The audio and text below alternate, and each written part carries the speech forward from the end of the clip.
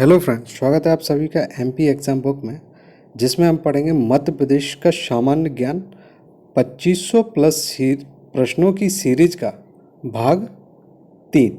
तो शुरू करने से पहले आपसे रिक्वेस्ट है कि चैनल को सब्सक्राइब कर लें और बेल आइकन भी प्रेस कर लें, जिससे आपको हर वीडियो का नोटिफिकेशन मिल सके। तो चलिए शुरू करते हैं। पहला प्रश्न है, निम्नलिखित क्रिकेटरों में वह कौन है जो मध्य प्रदेश में पैदा हुए हैं, जो भारत के लिए विदेशों में टेस्ट शतक बनाने वाले पहले भारतीय हैं? तो ये हैं सैयद मुश्ताक अली। इसका सही उत्तर ऑप्शन ए। सैयद मुश्ताक अली का जन्म 17 दिसंबर 1914 को इंदौर में हुआ था। ये भारतीय क्रिकेट खिलाड़ी थे। कौन थे? भारतीय क्रिकेटर थे। इन्होंने विदेशी मैदान पर सबसे पहले शतक लगाया और इन्हें 1963 में पद्मश्री पुरस्कार दिया गया। इन्हें पद्मश्री पुरस्कार कब दिया गया? 1963 में। अगला प्रश्न है, उन भारतीय गायक का नाम बताएं जिनका जन्म इंदौर में हुआ और जिन्हें संयुक्त रूप से उस्ताद बिस्मिल्लाह खान के साथ 2001 में भारत रत्न से सम्मानित किया गया। तो ये हैं लता मंगेशकर। इसका सही उत्तर ऑप्शन डी। लता मंगेशकर का जन्म 28 सितंबर 1929 को इंदौर में हुआ। इन्हें अन्य नाम जैसे स्वर सामग्री, राष्ट्र की आवाज़, भारत कोकिला तथा सहराब्दी की आवाज़ से भी जाना जाता है। अगला प्रश्न है, मध्य प्रदेश में कालिदास संस्कृत अकादमी कहाँ स्थित है? तो ये है उज्जैन में। इसका सही उत्तर ऑप्शन डी। कालिदास संस्कृत अकादमी की स्थापना उज्जैन में सन 1978 में हुई थी। कालिदास संस्कृत अकादमी की स्थापना कब हुई थी? 1978 में उज्जैन में। यह अकादमी कालिदास के नाम पर बनी है। अगला प्रश्न है, भारतीय रेलवे पुनर्विकास कार्यक्रम के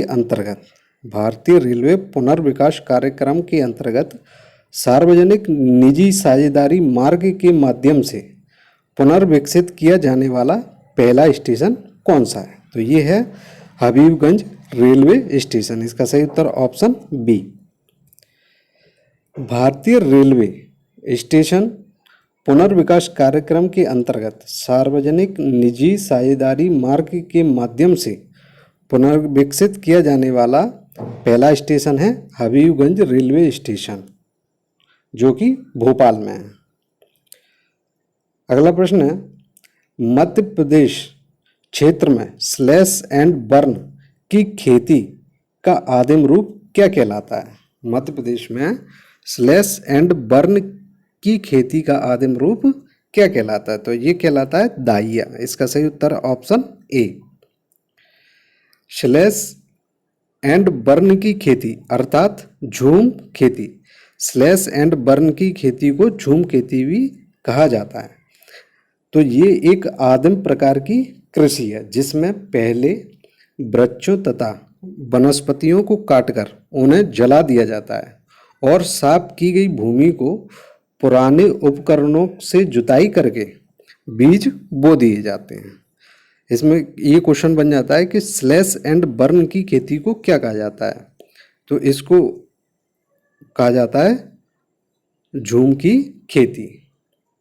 अगला प्रश्न है, दिशा जो कि एक वेब आधारित सूचना प्रणाली है का उपयोग करते हुए मध्य प्रदेश जिला सूचना विज्ञान केंद्र प्रदर्शन के विभिन्न पहलुओं पर तकनीकी उपलब्धि पर कितनी बार रिपोर्टिंग करता है? तो ये करता है मासिक। हर माह में मध्य प्रदेश जिला सूचना विज्ञान केंद्र प्रदर्शन के लिए विभिन्न पहलुओं पर तकनीकी उपलब्धि पर रिपोर्टिंग करता है। मंथली, मासिक रूप से करता है। इसका सही उत्तर ऑप्शन डी। अगला प्रश्न है, इनमें से कौन सी मध्य प्रदेश में गैर कास्ट वन उत्पाद के उत्पादन और संसाधन के लिए नोडल एजेंसी है? इनमें से कौन सी मध्य प्रदेश में गैर कास्ट यानी नॉन टिम्बर वन उत्पाद के उत्पादन और संसाधन के लिए नोडल एजेंसी है? तो ये है मध्य प्रदेश राज्य माइनर वन प्रोड्यूस संघ। इसका सही उत्तर ऑप्शन डी। क्या है? मध्य प्रदेश राज्य माइनर वन प्रोड्यूस संघ। अगला प्रश्न है, जनगणना 2011 के अनुसार, जनगणना 2011 के अनुसार मध्य प्रदेश में 1000 पुरुषों पर महिलाओं का लिंग अनुपात क्या है? तो ये है 931। इसका सही उत्तर ऑप्शन बी। जनगणना 2011 के अनुसार मध्य प्रदेश में प्रति 1000 पुरुषों में महिलाओं की संख्या है 931। अगला प्रश्न है, मध्य प्रदेश के निम्नलिखित स्वतंत्रता सेनानियों में से किसकी स्मृति में भारत सरकार ने वर्ष 2016 में 200 रुपये वाला सिक्का जारी किया था? तो ये किया था तात्या टोपे की स्मृति में। इसका सही उत्तर है ऑप्शन डी। तात्या टोपे के प्रथम स्वाधीनता संग्राम की एक प्रमुख, तात्या टोपे कौन थे? तात्या टोपे भारत के प्रथम स्वाधीनता संग्राम के एक प्रमुख सेना नायक थे। इनका वास्तविक नाम था रामचंद्र पांडुरंग राव। तात्या टोपे का वास्तविक नाम क्या था? रामचंद्र पांडुरंग राव, जो 1857 के विद्रोह में नाना साहब ने तात्या टोपे को अपना सैनिक सलाहकार नियुक्त किया था। अगला प्रश्न है, निम्नलिखित में से कौन मध्य प्रदेश के तीसरे मुख्यमंत्री थे? निम्नलिखित में से मध्य प्रदेश के तीसरे मुख्यमंत्री कौन थे? तो ये थे श्री कैलाशनाथ काटजू। इसका सही उत्तर ऑप्शन डी। कौन थे? श्री कैलाशनाथ काटजू। अब इसमें क्वेश्चन ये है कि मध्य प्रदेश के प्रथम मुख्यमंत्री कौन थे?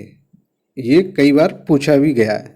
तो मध्य प्रदेश के प्रथम मुख्यमंत्री थे पंडित रविशंकर शुक्ल, और द्वितीय मुख्यमंत्री थे भगवंत राय मंडलोई, और तृतीय मुख्यमंत्री कौन थे? कैलाशनाथ काटजू। और इस समय वर्तमान में मुख्यमंत्री हैं श्री शिवराज सिंह चौहान। वर्तमान में कौन है? शिवराज सिंह चौहान मध्य प्रदेश के मुख्यमंत्री हैं वर्तमान में। अगला प्रश्न है, मध्य प्रदेश में Vindhyachal super thermal power station कहाँ पर स्थित है? तो ये स्थित है सिंगरौली में। इसका सही उत्तर option D. Vindhyachal super thermal power station स्थित है सिंगरौली में। सिंगरौली 24 मई 2008 को सीधी से अलग करके एक जिला बनाया गया था। सिंगरौली को किससे अलग करके जिला बनाया गया था? तो ये बनाया गया था सीधी से अलग करके सिंगरौली को एक अलग जिला बनाया गया था 24 मई 2008 में। यह मध्य प्रदेश की ऊर्जा राजधानी है। सिंगरौली क्या है? मध्य प्रदेश की ऊर्जा राजधानी है, जो कि देवसर की पहाड़ी इसी सिंगरौली में पड़ती है। मतलब देवसर की पहाड़ी सिंगरौली में है। अगला प्रश्न है, केंद्रीय मंत्रिमंडल में विदेश मंत्रालय की पूर्व मंत्री सुषमा स्वराज मध्य प्रदेश में किस संसदीय क्षेत्र का प्रतिनिधित्व करती थी? तो ये करती थी विदिशा का। इसका सही उत्तर है ऑप्शन सी। अप्रैल 2006 में सुषमा स्वराज मध्य प्रदेश राज्य से तीसरे कार्यकाल के लिए निर्वाचित हुई थी। 2009 में विदिशा लोकसभा निर्वाचन क्षेत्र से 4 लाख से अधिक मतों से विजयी हुई, और 2014 में वे दोबारा विदिशा लोकसभा की सांसद निर्वाचित हुई थी। अगला प्रश्न है, मध्य प्रदेश पुलिस का ध्येय वाक्य यानी कि आदर्श वाक्य क्या है? तो ये है देशभक्ति जन सेवा। इसका सही उत्तर ऑप्शन डी। मध्य प्रदेश में अगला प्रश्न है, मध्य प्रदेश में गांव की कुल संख्या कितनी है? मध्य प्रदेश में गांव की कुल संख्या कितनी है? तो ये है 50,000 से अधिक। इसका सही उत्तर ऑप्शन ए, यानी मध्य प्रदेश में वर्तमान में गांव की कुल संख्या है 54,903, यानी कि 50,000 से अधिक है, जो कि 50,000 से अधिक है, यही ऑप्शन में पूछा गया है। अगर एग्जैक्ट डाटा आए तो, अगर ये आए तो 54,903 आंसर होगा। अगला प्रश्न है, मध्य प्रदेश के लगभग कितने लोगों को आधिकारिक तौर पर अनुसूचित जनजातियों के रूप में वर्गीकृत किया गया है? तो ये किया गया है 1/5 को, यानी कि 5 में से 1 को अनुसूचित जनजातियों के रूप में वर्गीकृत किया जाता है। इसका सही उत्तर ऑप्शन सी।